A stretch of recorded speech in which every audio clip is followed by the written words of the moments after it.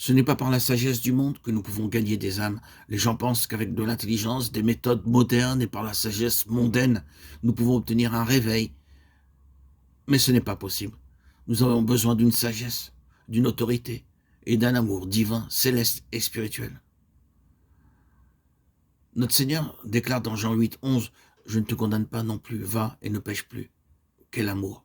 Il lui pardonna et la changea également. Il commanda à la femme adultère, « Va et ne pêche plus. » Et lui donna la puissance de le faire. Quelle puissance, quelle merveilleuse sagesse. Une sagesse et un amour parfait.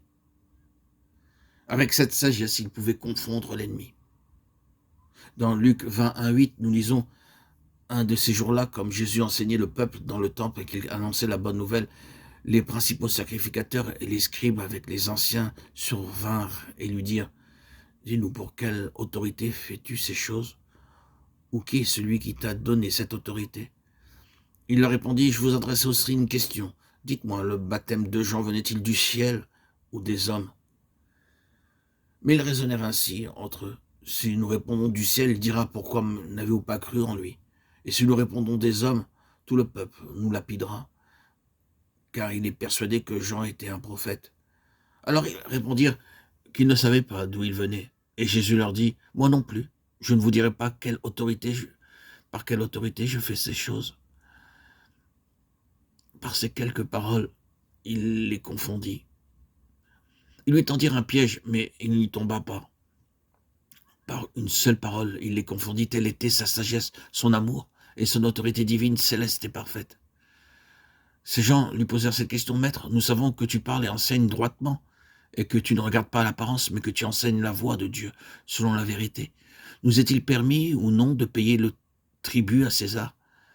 Jésus, apercevant leur ruse, leur répondit, « Montrez-moi un denier. De qui portent-ils l'effigie et l'inscription ?» « De César, répondirent-ils. Alors il leur dit, « Rendez donc à César ce qui est à César, et à Dieu ce qui est à Dieu. » Ils ne purent rien reprendre dans ces paroles devant le peuple, mais étonnés de sa réponse, ils gardèrent le silence. Luc 21, 26. Ils s'étonnaient de sa sagesse. Dans de telles situations, Dieu peut aussi nous donner sa sagesse. Chaque fois que nous avons à parler du Seigneur avec quelqu'un, demandons la sagesse de Dieu.